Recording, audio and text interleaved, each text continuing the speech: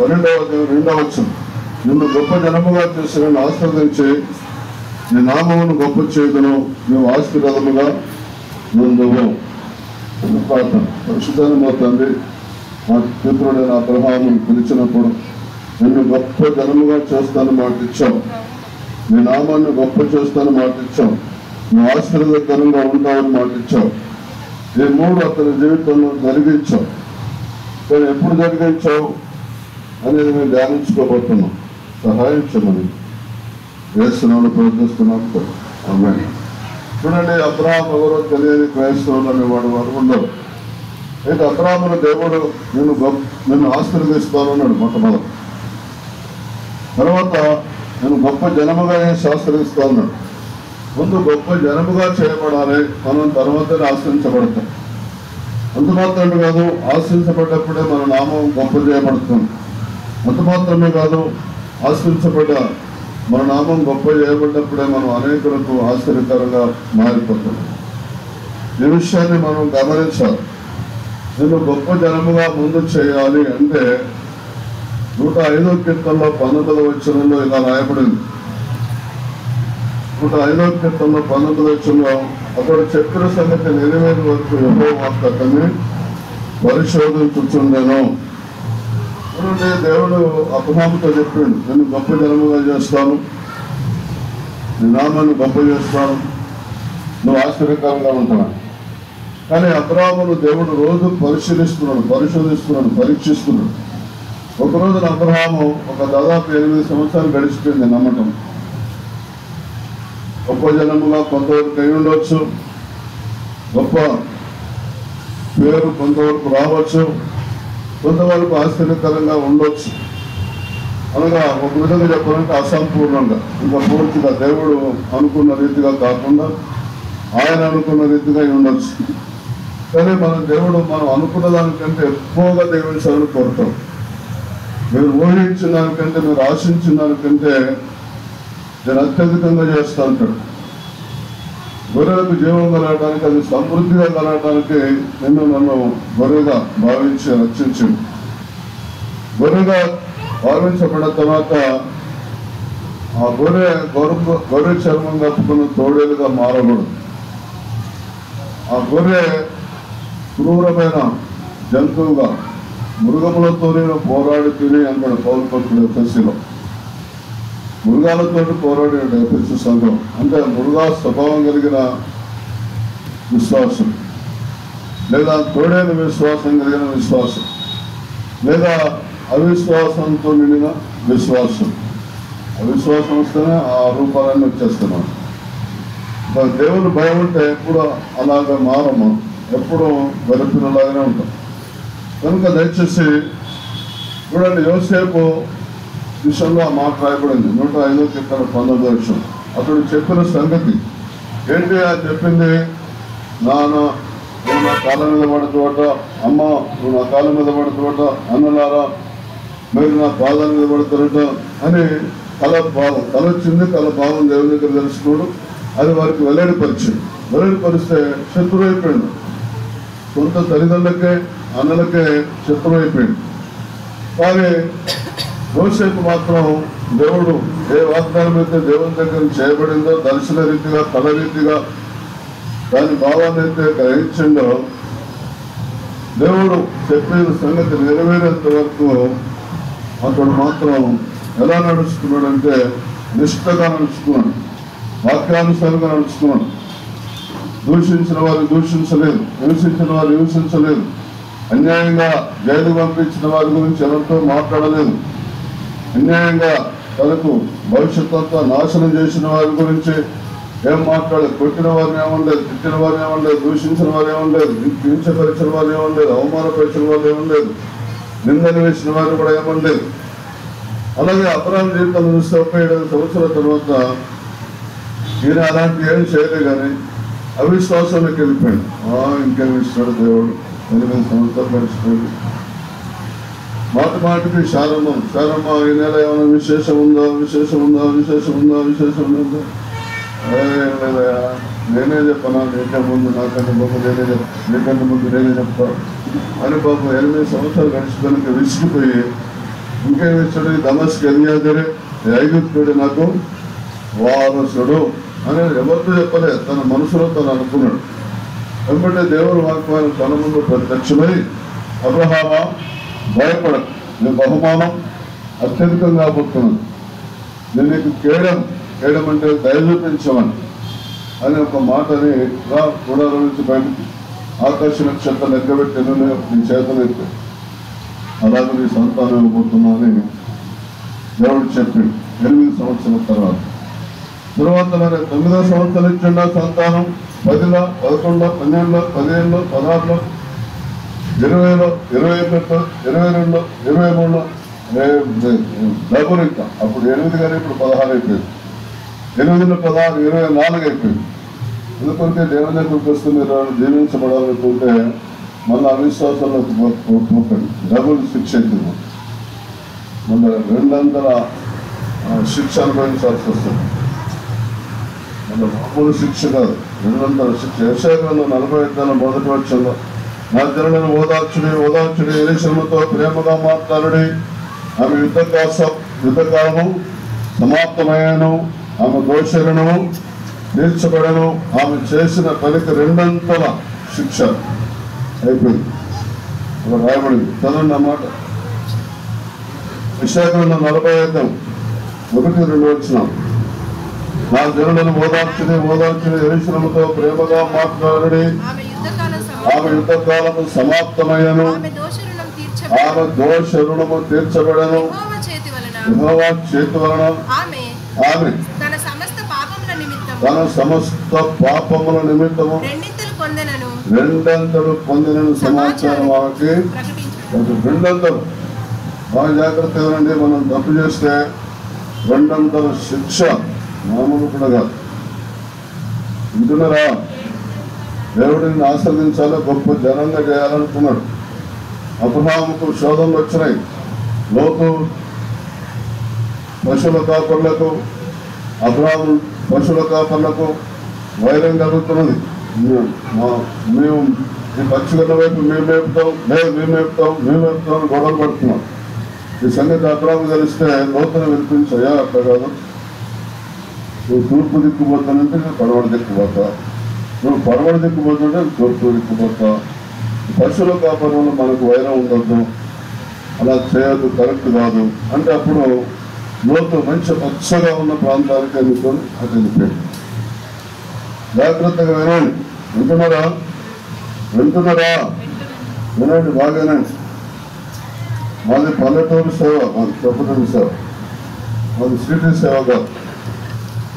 అది అక్కడ చాలా మంది సిటీలో అయితే 4 ఉద్యోగస్తులు వస్తే పైసలు వస్తే మంచిగా నడుస్తుంది అనుకుంటారు. జాగ్రత్తగా వినండి. అబ్రహాం లాగా మన సిటీలో ఏమైనా చర్చలు ఉంటే వాళ్ళే ఆపుకుంటారు తెలుసా, వాళ్ళు వేరైపోతారు. మా సేవకులు ఉంటారు ఎక్కడెక్కడ సిటీలలో కూడా మా సంఘాలు ఉంటాయి. వాళ్ళకి ఎవరు సపోర్ట్ చేస్తారో పాస్టర్స్ అసోసియేషన్ మొత్తానికి ఒక్క సంఘం 20-30 సంఘానికి మినిస్ట్రీ పెట్టేస్తారు. మళ్ళీ అక్కడ ఒక 10 సంఘాలు కడితే 20 సంఘాలు కడితే మినిస్ట్రీ పెట్టుకోవాలి.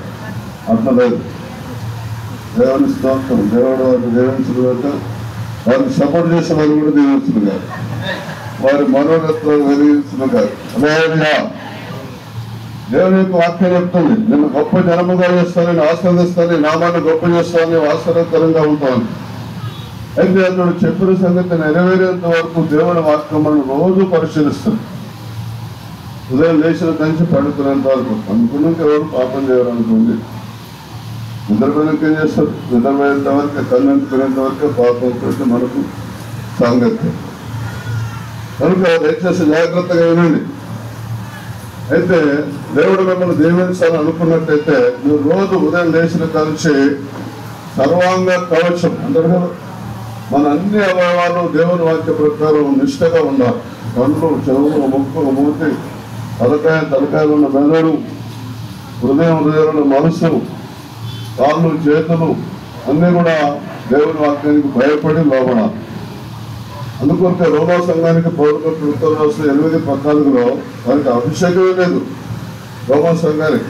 కానీ దేవుని ఆత్మ చేత అందరూ నడిపించబడిన వారందరూ దేవుని కుమారులు అయి అంటాడు. అసలు నీతిమంతుడు లేడు, ఒకడు కూడా లేడు. అందరూ పాపం చేసి దేవుడు అనుకరించే మహిమను పొందుకోలేకపోతున్నారు. వస్తే మళ్ళీ దేవుడు ఆత్మ పొందుకుంటే సరిపోదు. ఇప్పుడు చాలా మంది ఆత్మ పొందుకుంటున్నారు, అంతే, దానికే సరిపోదు. రోజు దేవుని ఆత్మచేత నడవాలి. ఎందరూ దేవుని ఆత్మచేత నడిపించబడదు వారందరూ ఆత్మ పొందుకున్నంత మాత్రాన్ని కుమారులు కాదు. నేను దయ్యాన్ని వెళ్ళగొట్టలేదా, ఎవరైనా తెలియదు. రోగులు బాగు చేయలేదా, ఎవరైనా తెలియదు. ప్రవచనాలు చెప్పలేదా, ఎవరో నాకు తెలియదు. రైతు శస్త్రం చేయకండి. అందుకొరకే గౌరవం తెలుపుకొని దేవుడు ప్రకటన గ్రంథకర్తను 3:20 ఇదిగో నేను తలుపుల నుండి తప్పించున్నాను, ఎవరైనా స్వరముని తలుపు తీసినాడలా నేను అతనితో కూర్చి అతనితో నేను నాతో కూడా ఎక్కడను భోజనము చేయుదము. జాగ్రత్తగా వినండి, దేవుని యొక్క వాక్యం చెప్తున్నది. దేవుడు పక్షపాతి కాదు, తలుపు దగ్గరే ఉన్నాడు. హృదయం అనే తలుపునొద్ద యేసునాథుడని ఒక భక్తుడు పాట రాస్తాడు. జాగ్రత్తగా వినండి, దేవుడు మన హృదయంలోకి రావాలి. మన తలంపులోకి వస్తే సరిపోదు. వింటున్నారా? మన హృదయంలోకి వస్తేనే హృదయం నిండిదన్న బట్టి నోరు మాట్లాడుతుంది. క్రైస్తవులు కాని మాటలు పలుకుతున్నారు, అప్పుడు హృదయంలో ఎవరున్నారో మరి. క్రైస్తవులు బూతు మాటలు పలుకుతున్నారు, కక్షలు ఉంటున్నాయి, అసూయలు ఉంటున్నాయి, కలహాలు ఉంటున్నాయి, భేదాలు ఉంటున్నాయి, విమతములు ఉంటున్నాయి, మత్సరాలు ఉంటున్నాయి. మరి లోపల ఎవరుంటే హృదయం నిండిదాన్ని బట్టి కదా శరీరం ప్రవర్తించేది. ఆలోచించండి. దేవుడేమో గొప్ప జనముగా చేయాలని, నామాన్ని గొప్ప చేయాలని, అనేకులకు ఆశ్చర్యకరంగా ఉండాలని రక్తమించుకున్నాడు. దయచేసి అలా ఉండాలని ప్రభుత్వ మీకు మనం చేస్తున్నాం, విశద చేయకండి. కనుక ఎవరైనా దేవుని స్వరం వింటే, స్వరం అంటే అర్థం ఏంటిది? మీకు ఏది అవసరం ఉన్నదో అది బోధించబడ్డమే దేవుని స్వరం. నీకు దగ్గర ఏ లోపం ఉన్నదో దాని గురించి దేవుడు మాట్లాడతాడు, దాన్ని స్వీకరించాలి. అది నా కొరకు కాదు అని కొంతమంది, అది నా గురించి చెప్తున్నాను, నేను అసలే గాయకున్నాను. ఇంకో కొంతమంది ఈ టైపు, కొంతమంది ఆయనకి ఎందుకు ఇచ్చిన మన మీదనే చెప్తాడు, మీ మీద చెప్పైతే గొడవ చెప్పాలి. లేదా జాగ్రత్తగా వినేది. అకేకంగా 2:6 చెప్తున్నది. మరియు సైన్యములకు అధిపతి యెహోవా సెలవిచ్చినదేమనగా, ఇక కొంతకాలం ఇంకొక మాట ఆకాశమును భూమిని సముద్రము నేలను నేను కంపింపజేస్తున్నాను. కంపింపజేయటువంటి అర్థం ఏంటిది? దేవుడు వారిని గడగడలాడిస్తాడు, దేవుని దగ్గరికి పరిగెత్తుకొని వచ్చినట్టు చేస్తాడు. జాగ్రత్తగా వినండి, అసలు చేయకండి. మరియు సైన్యములకు అధిపతి యెహోవా సెలవిచ్చిన విధంగా ఇంకా కొంతకాలం ఇంకొక మారు ఆకాశమును భూమిని సముద్రము నేలను నేను కంపింపజేస్తున్నట్టాడు. దేవుని వాక్యం చెప్తున్నది. అపోస్తులు ప్రార్థించినప్పుడు భూమి కంపించడం భయపడింది. ఇంకొక మారు కూడా నేను కంపింపజేస్తా అనగా ఒక్కసారి నేను దేవుని దగ్గరికి అనేక మంది ప్రజల్ని పరిగెత్తి వచ్చేటట్టు, సామాన్యులేమి, సామంతులేమి, ధనికులేమి, దళితులేమి, లోక నివాసులందరూ కూడా ఆయన వైపు తిరిగేటట్టు చేయబోతున్నాడు దేవుడు. జాగ్రత్తగా వినండి. చాలా మంది ఈ ఎలక్షన్ లో క్రైస్తవులకున్నంత భయం మరి ఇంకెవరికి లేదు. ఎందుకు మరి నాకే కదా, నాకు కదా ఎందుకున్నదో అది మరి అర్థం కాదు. ఎస్లెక్ అభద్రుల కాలంలో 120 దేశానికి చక్రవర్తి నెబుకద్నెజర్ భయంకరమైన చట్టం పెట్టింది. వాళ్ళు ఏమీ భయపడలేదు సరి కదా. ఆ పరీక్ష తర్వాత ఇంకా ఉన్నతమైన పదవుల్లోకి వెళ్ళిపోయారు. కాళ్ళు ఏంటిది? జీవంగల దేవుణ్ణి సేవిస్తున్నారు. ఇలాగూ రక్షించగల దేవుడు అసలు సృష్టిలో ఎక్కడ లేడు. వీరి దేవుణ్ణి ఎవరు ఏమనడానికి వీల్లేదు, వీరిని కూడా ఎవరు ఏమనడానికి వీల్లేదు. వీరిని ఎవరేమైనా అన్నా, వీరి దేవుణ్ణి ఎవరైనా అన్నా వాళ్ళ ఇల్లు పెద్ద కుప్పగా చేస్తా, వాళ్ళని శుద్ధి నీళ్ళగా చేస్తారు. ఇప్పుడు అట్లేదు, రివర్స్ ఉన్నది. మాది మీ ఇంట్లో కొడుకు పెడితే కమ్ముతున్నది, భయపడుతున్నారు. ఏం భయపడదు. బుల్డోజర్ రాకముందే అతడు లోక నుంచి వెళ్ళిపోతాడు తెలుసా. జాగ్రత్తగా వినండి. వింటున్నారా? జాగ్రత్తగా వినండి. దేవుని వాక్యం ఇష్టం ఇచ్చినట్టు చేస్తే భూమి వర్గం మీకు తెలుసు. క్రైస్తవ తెలిసినంతగా వివరంగా మరి ఎవరికి తెలియదు. ఉన్నట్టుగా తెలిసినంతగా కొంత లోకంలో మేధావులు కూడా తెలియదు. దేవుడు ఎవరో తెలియదు, సృష్టికర్త ఎవరో తెలియదు, ఈ ప్రజలు ఎవరు నిర్మించిందో తెలియదు, ఎవరు జీవం పోసిందో, ఎవరు ప్రాణం పోసిందో, ఈ సృష్టి అంతా సూర్యుడు ఎవరు చేసిందో, చంద్రుడు ఎవరు చేసిందో, ఎంత పెద్ద మేధావులు కూడా తెలియదు. ఎన్నిక లేని మనం దేవుడు ఎన్నుకొని మనకట్టి కృప అనుగ్రహిస్తే మనం చాలా దుఃఖకరంగా ప్రవర్తిస్తున్నాం, శత్రువుకు భయపడుతున్నాం. కానీ 8వ గ్రంథం 1వ అధ్యాయంలో చూసినట్టయితే దేవుని యొక్క వాక్యం చెప్తున్నది, నీకు జనముల మీదను రాజ్యాల మీదను అధికారం ఇచ్చినాం.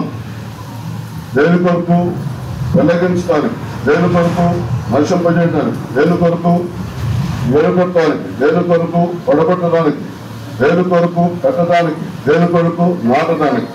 ఇంత అధికారం భూమి మీద ఏ అధికారికి లేదు. ఏ దేశంలో ఉన్న వ్యక్తి కూడా ఈ అధికారం లేదు, ఒక క్రైస్తవులు తప్ప. దీన్ని ఉపయోగించుకొని మీరు ఇప్పుడు ఏదైనా దాన్ని సద్వినియోగం మంచి పనులకు ఉపయోగించుకోండి, మంచి పనులకు, మంచి పరిపాలన కొరకు ఉపయోగించుకోండి. మీరు అభివృద్ధి పొందడం కొరకు దాన్ని ఉపయోగించుకోండి, మీరు ఆశించబడ్డ కొరకు దాన్ని ఉపయోగించుకోండి.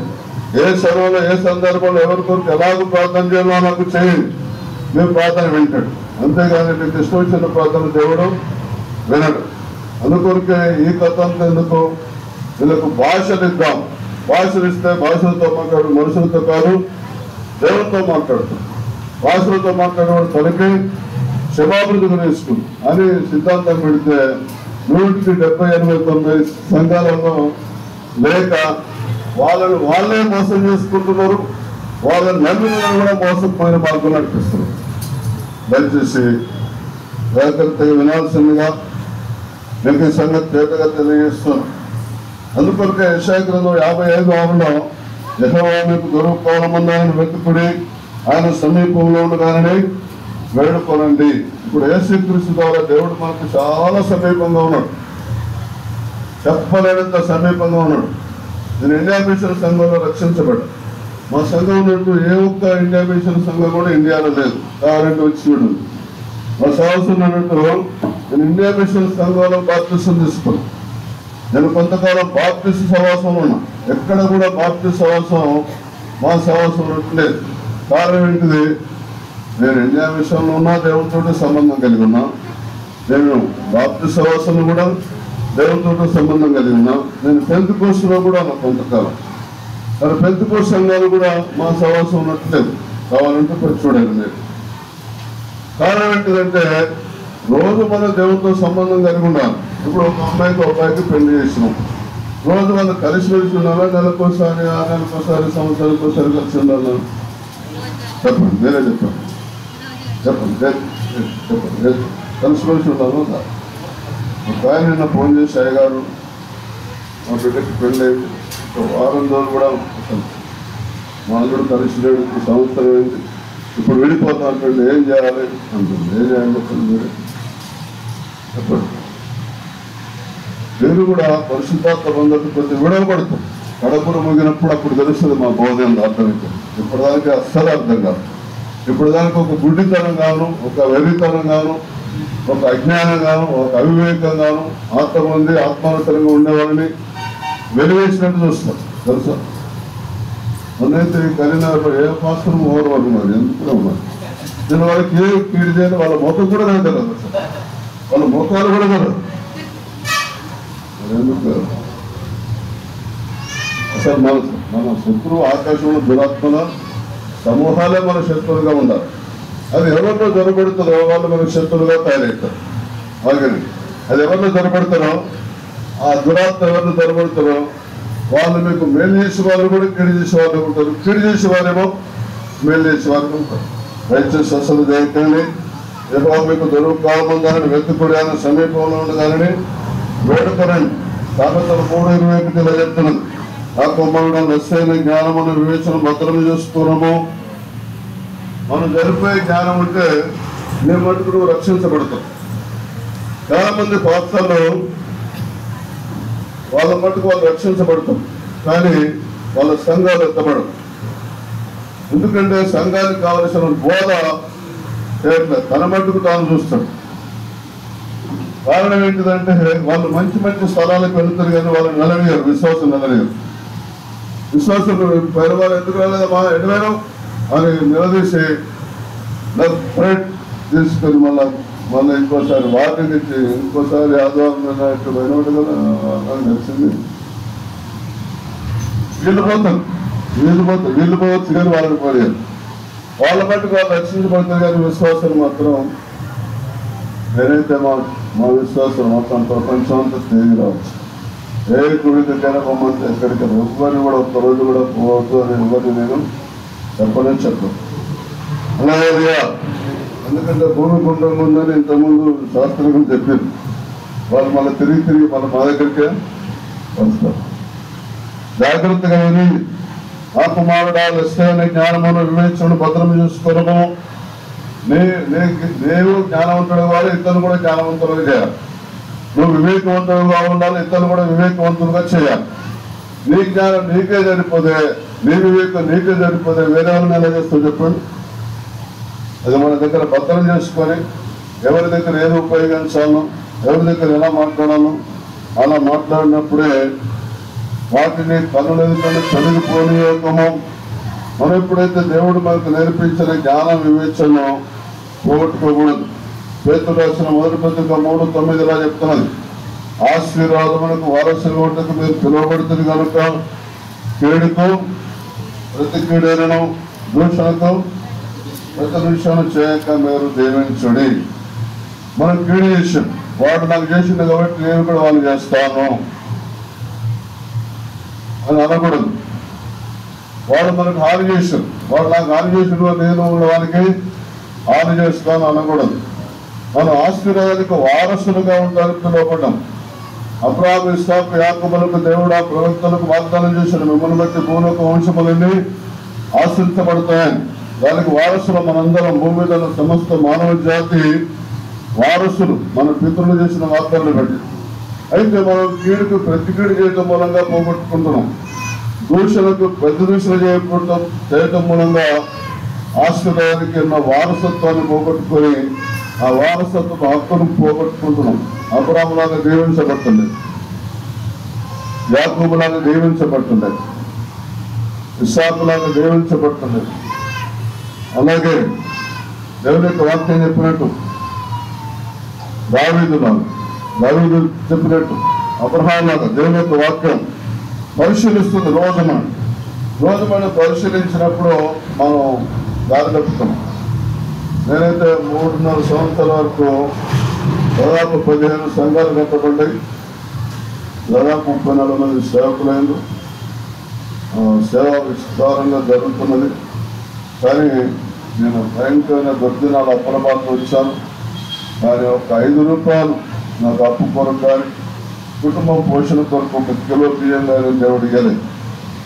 కారణం ఏంటిదంటే నేను దేవుడిని నమ్మిన, కానీ దేవుడు నన్ను నమ్మలేదు. నేను దేవుడిని నమ్మిన, కానీ దేవుడు నన్ను నమ్మలేదు. నన్ను దేవుడు ఎప్పుడు నమ్మినంటే నేను అందరినీ ప్రేమించడం నేర్చుకున్నప్పుడు, అందరినీ గౌరవించడం నేర్చుకున్నప్పుడు, అందరినీ ఆదరించడం నేర్చుకున్నప్పుడు, ఒకరినొక తీరుగా చూడకుండా మారివేసినప్పుడు, ఇష్టమైన వారితో ఒక తీరు ఉండటం, ఇష్టం లేని వారితో ఒక తీరు ఉండటం, ఇష్టమైన వారిని ఒక తీరు పలకరించడం, ఇష్టమైన వారిని ఒక తీరు గౌరవించడం, ఇష్టం లేని వారు ఒక తీరుగా మీరు కలిసి చెప్పలేదు అందరికీ.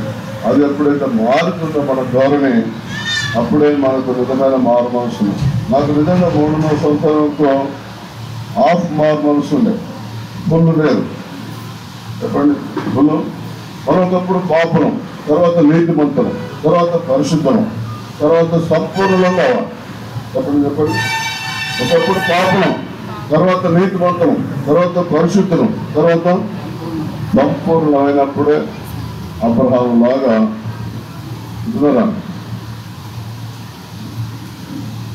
జీవించబడడానికి దేవుడు మన రోజు పరీక్షిస్తాడు.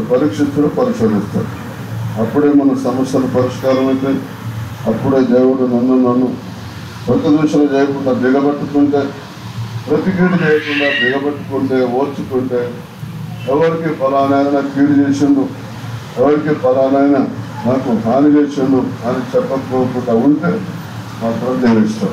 మరి ఎట్లా దిగబట్టుకుంటారో అట్లా మీరు అట్లా చేయరు. ఎవరు చెప్పకు చెప్పాల్సింది చెప్పాల్సిందో చెప్తారు. వాళ్ళు కూడా మళ్ళీ మీరు ఎవరు చెప్పద్దు మళ్ళా మొత్తం అదే సంగతి. నువ్వు లోపల దిగబెట్టుకోండి. ఇప్పటి నుంచి ఎవరేమన్నా కీడు చేసినా ఆన్ చేసిన నష్టం చేసినా దేవుడు మిమ్మల్ని చేయవలసిన కాదు.